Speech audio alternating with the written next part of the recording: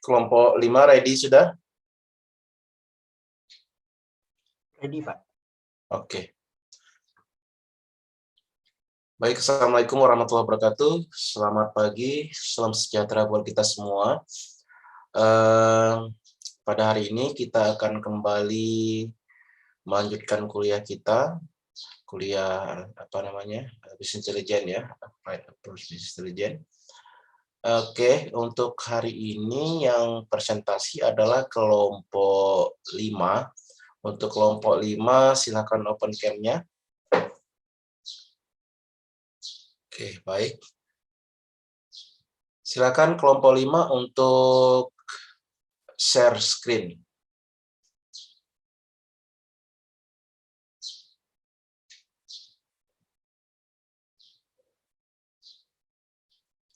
Oke. Kepada kelompok 5 kita persilahkan.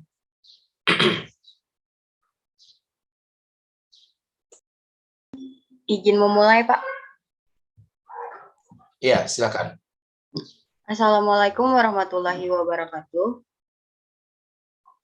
Selamat pagi, salam sejahtera bagi kita semua. Yang terhormat Bapak Mulyadi Eskom MGS dan teman-teman yang kami sayangi. Kami dari kelompok 5 akan membawakan presentasi dengan 4 materi berbeda, yaitu Business Consideration, Technology Consideration, Reduction Cost, dan Best Operational Solution.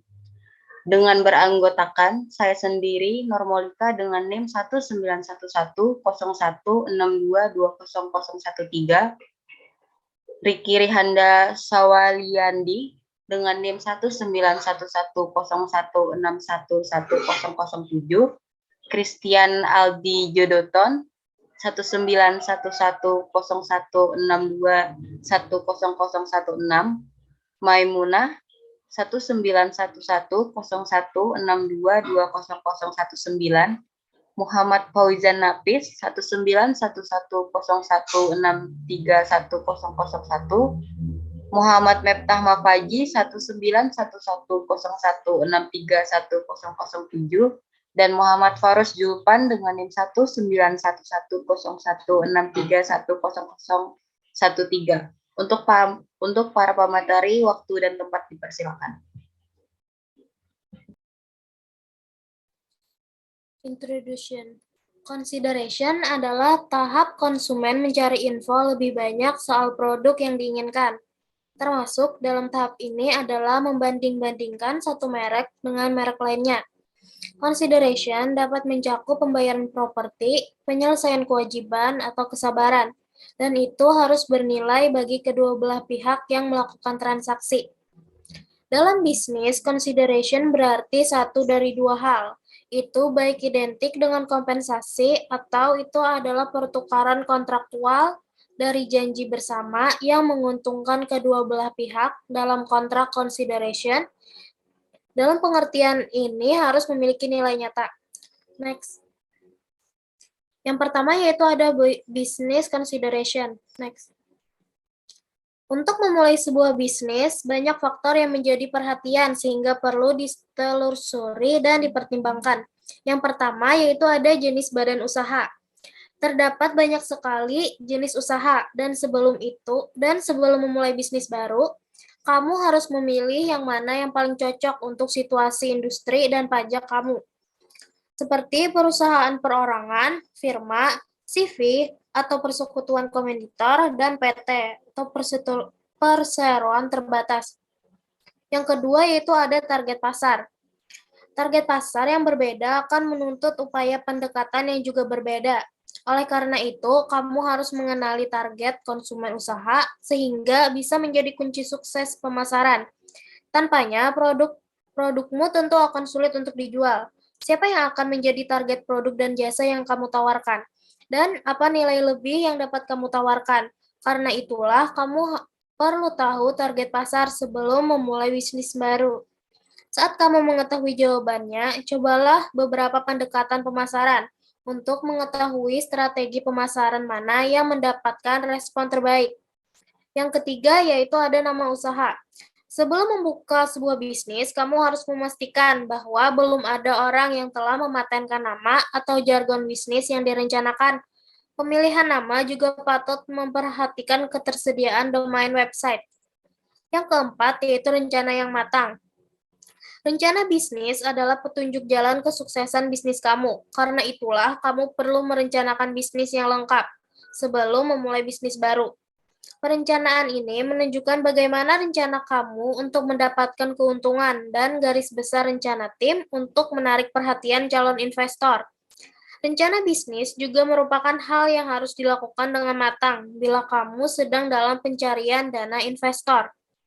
Yang kelima yaitu ada kompetitor. Mengetahui siapa kompetitormu sebelum memulai bisnis baru adalah hal yang mendasar untuk mempelajari bagaimana menjalankan bisnis dan hal apa saja yang bisa diambil dari kesuksesan dan kegagalan kompetitor. Banyak sekali cara untuk melakukan riset ini, antara lain yaitu narasumber lisan, Google, hingga konferensi. Selain itu, kamu juga bisa mencari tahu dari supplier Anda.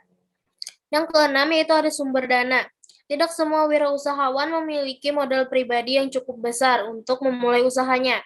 Sebisa mungkin, mulailah melakukan riset tentang peminjaman dana, calon investor, dan cari tahu tentang pilihan dana hibah bisnis yang tersedia untuk usaha kamu. Pastikan saja modal bisnismu sudah cukup untuk sebelum memulai bisnis baru. Next. Akan lebih baik jika bisnis yang dibangun memiliki yaitu inovasi, ada perkembangan bisnis hingga tidak cenderung bosan dan memiliki daya tarik tinggi. Yang kedua, ada dokumentasi legal, yaitu jika perusahaan bersifat industri dan perlu kelegalan produksi atau distribusi. Yang ketiga, ada sikap positif, yaitu banyak tantangan dalam menghadapi bisnis. Untuk menjaga konsisten, maka diperlukan sikap positif. Next. Selanjutnya akan dilanjutkan oleh pemateri berikutnya. Pembahasan kedua yakni tentang teknologi consideration. Bisa lanjut. Jadi semakin banyak bisnis yang bergantung dengan teknologi itu meningkatkan efisiensi dan kinerjanya.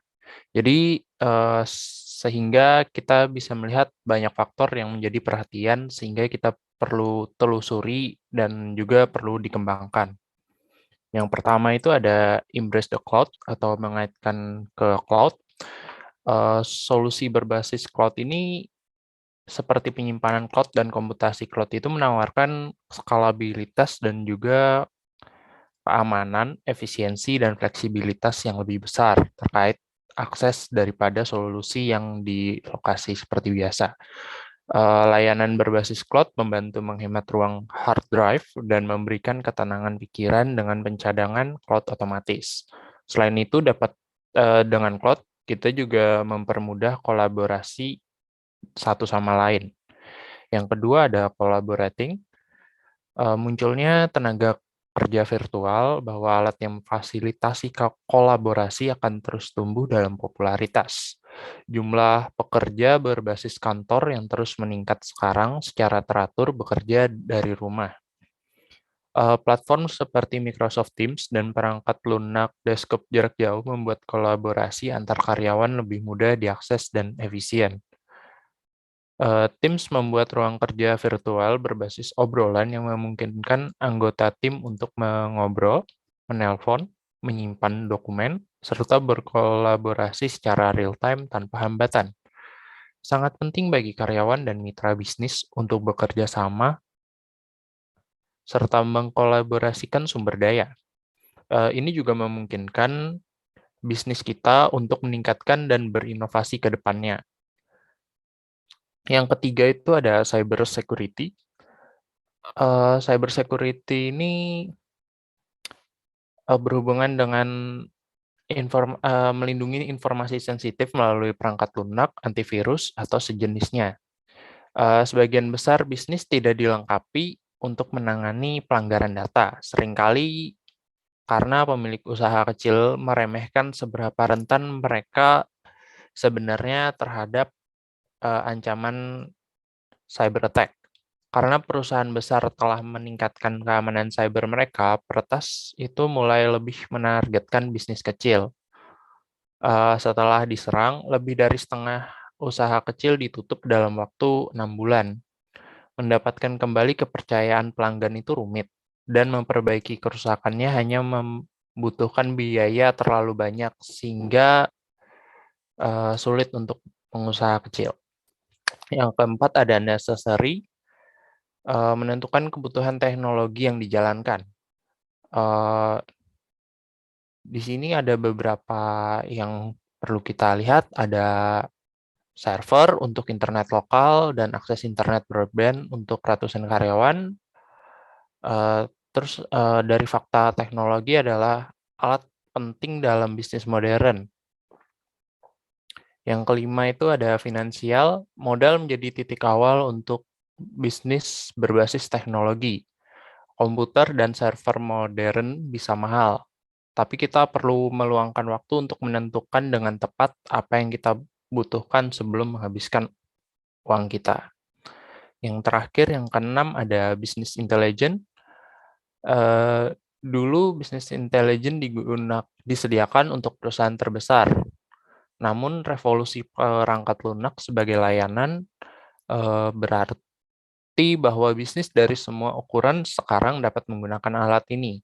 Kemampuan yang disediakan BI untuk melacak, menyimpan, memproses, dan menganalisa data dapat menghasilkan pengambilan keputusan yang lebih cerdas terkait pemotongan biaya, menemukan peluang pertumbuhan bisnis baru, dan meningkatkan kinerja secara keseluruhan.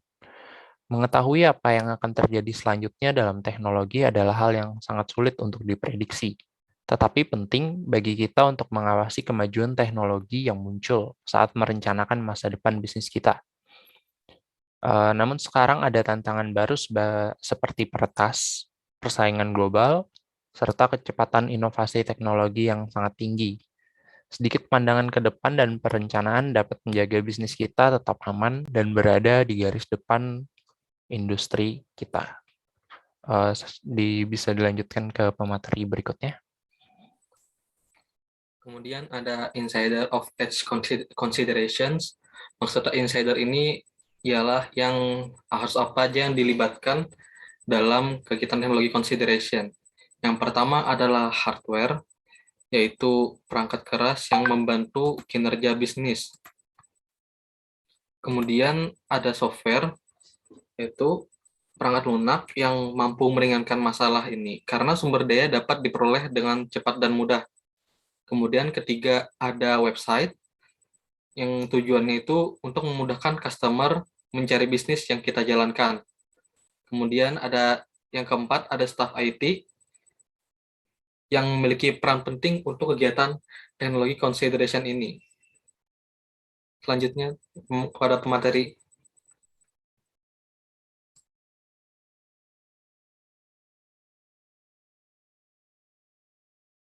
Ya, perencanaan reducing cost. Slide selanjutnya. Business intelligence membantu meningkatkan efisiensi operasional perusahaan sehingga membantu mengurangi biaya keseluruhan untuk perusahaan itu. Pertanyaan yang muncul di benak seseorang setelah mendengar pernyataan tersebut adalah, bagaimana business intelligence merencanakan reducing cost? Pertanyaan ini akan dijawab di slide berikutnya. Next. Yang pertama adalah analisa anggaran. Melakukan analisa anggaran menyeluruh untuk mengetahui area yang berbeda untuk pengurangan biaya adalah langkah nomor 1 yang harus diambil. Dengan data analisa yang didapatkan, kita dapat memutuskan untuk mengurangi persediaan yang berlebihan dan dapat menganalisa sektor mana yang perlu diubah dan kapan perubahan itu harus diterapkan. Kedua, feedback investasi. Business intelligence membantu menganalisa strategi pemasaran yang sempurna. Strategi pemasaran ini membantu menemukan sumber dengan peluang pengambilan investasi yang paling tinggi. Dengan pengembalian investasi yang tinggi, hal ini dapat membantu meningkatkan efisiensi proses, membantu membuat keputusan bisnis yang strategis, dan meningkatkan produktivitas karyawan. Ketiga, analisa sumber daya manusia. Business intelligence memberikan informasi yang bermanfaat tentang analisa SDM. Hal ini membantu manajer SDM untuk membuat keputusan yang tepat berdasarkan data yang dikumpulkan dengan bantuan berbagai business intelligence tools dan membantu mereka membuat keputusan yang berguna dalam pengurangan atau downsizing jumlah karyawan. Yang terakhir, fault reminder. Salah satu fitur business intelligence yang meningkatkan efisiensi operasional perusahaan secara keseluruhan adalah komponen analitik real time.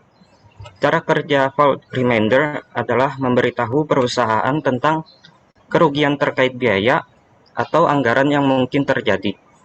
Hal ini juga dapat membantu meningkatkan hubungan pelanggan, memotong biaya, dan meningkatkan pendapatan. Sekian dari saya, slide selanjutnya akan dibawakan oleh teman saya.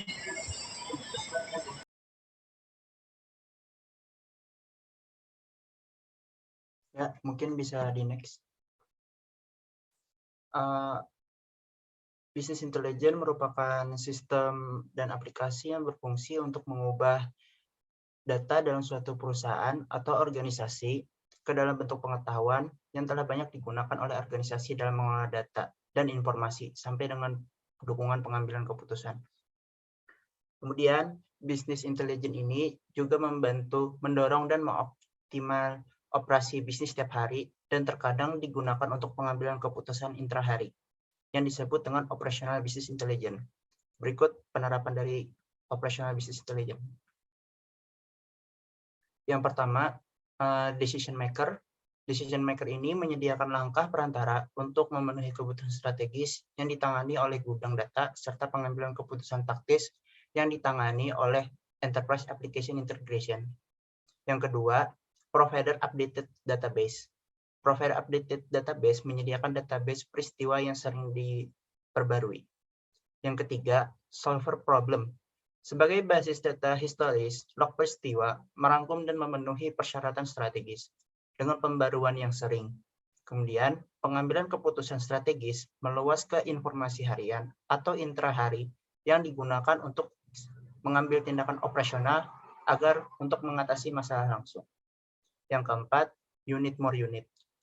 Unit more unit menyatukan dua kebutuhan untuk business intelligence. Database historis untuk analisis strategis dan kemampuan untuk membuat syarat cepat dan untuk tindakan operasional. Next. Sekian dari kelompok kami. Ada pertanyaan?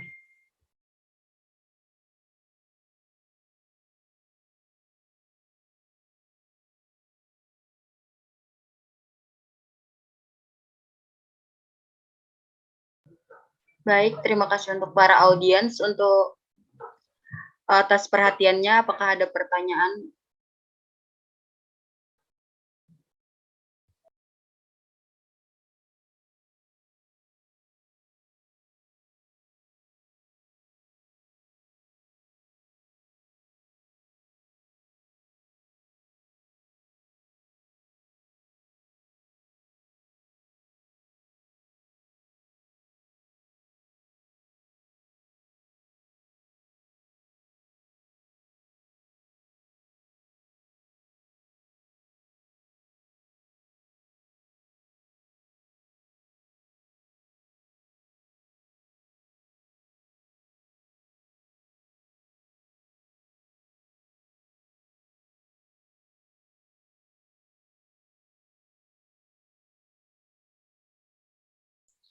Silakan teman-teman mahasiswa untuk bertanya.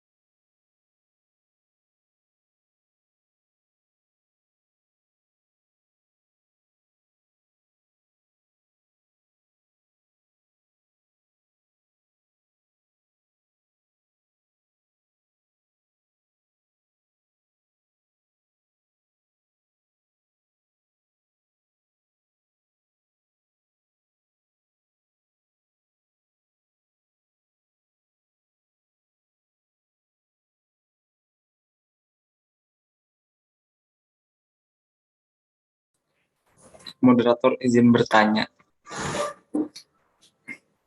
Baik, silakan. Ya, perkenalkan nama saya Amir. Pertanyaan saya, kenapa harus selalu melibatkan cloud dalam teknologi konsideran di dalam dunia bisnis? Terima kasih. Baik, terima kasih atas pertanyaannya. Untuk komentari bisa dijawab. Terima kasih kepada Saudara Amir atas pertanyaannya. Mengapa layanan cloud ya selalu harus melibatkan di teknologi consideration? Ya, kembali lagi, karena layanan cloud sendiri itu membantu menghemat ruang hard drive, serta memberikan ketenangan pikiran dari pencernaan cloud otomatis. Kan kalau kita nih, misalnya ada dalam kegiatan teknologi consideration, misalnya kita menggunakan memori yang eksternal, pasti banyak mengeluarkan uang, sehingga itu tidak terlibat dalam business intelligence. Jadi business intelligence ini kan untuk menghemat biaya juga, sehingga kita hanya memerlukan cloud dan itu mampu menghemat biaya. Kepada Saudara Amir, apa bisa dimengerti?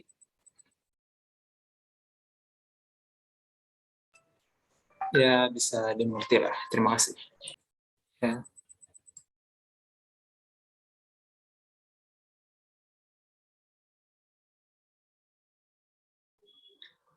Ada lagi yang mau bertanya?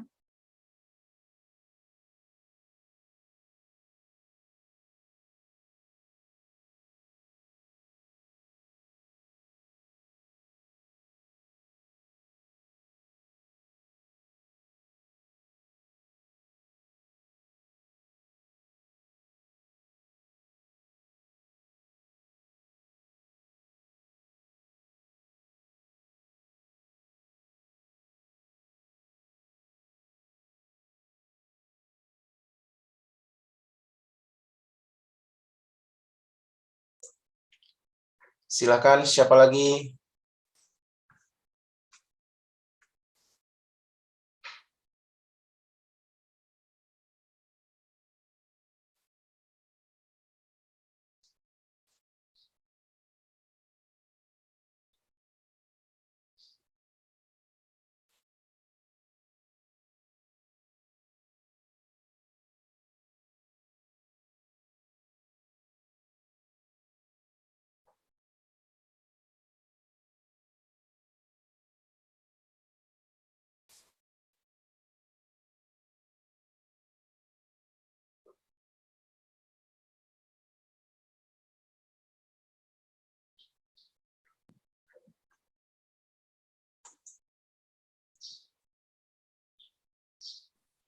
Permisi, saya izin bertanya.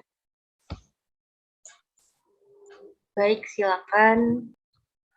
Sebelumnya perkenalkan, nama saya Rida Viva. Jadi saya ingin bertanya, bisa dijelaskan lah apa perbedaan perusahaan perorangan, firma, CV, sama PT pada jenis badan usaha? Ya, itu saja. Baik, terima kasih atas pertanyaannya. Untuk pemateri bisa dijawab.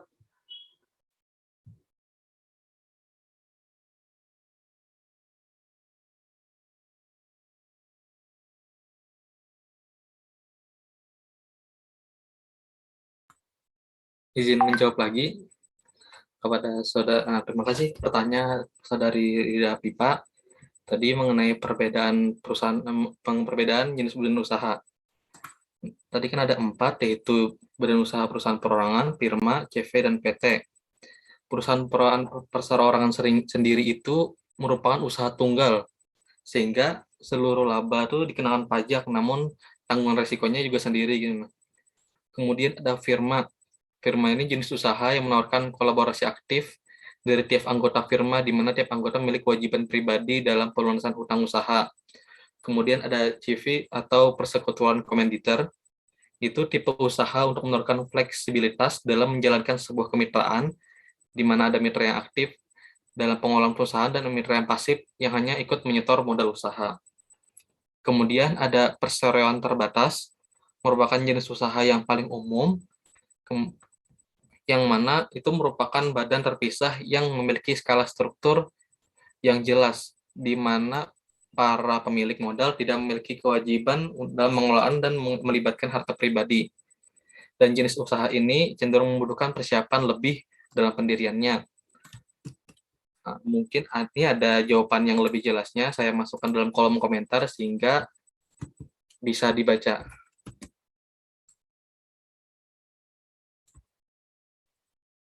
Apakah bisa dimengerti?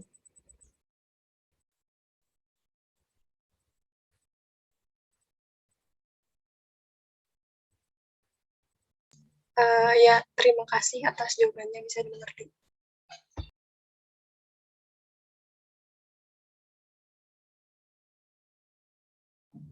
Baik, terima kasih untuk penanya dan pemateri. Apakah ada pertanyaan lagi? Kalau tidak ada, kami izin untuk menutup.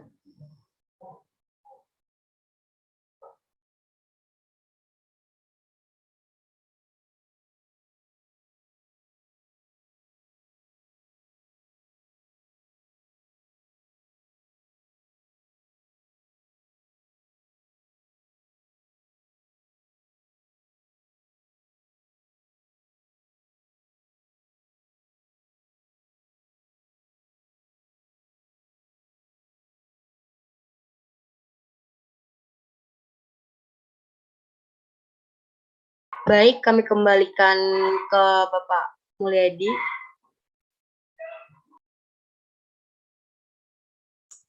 Oke. Masih ada pertanyaan kira-kira?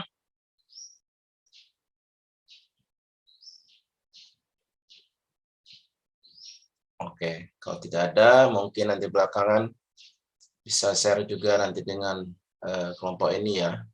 Tidak harus ada di ruang ini, nggak apa-apa. Oke, seperti biasa. Ditutup dulu untuk kelompok 5, silakan di close dulu. Baik, terima kasih atas perhatiannya. Salah hilap mohon maaf. Assalamualaikum warahmatullahi wabarakatuh. Waalaikumsalam warahmatullahi wabarakatuh.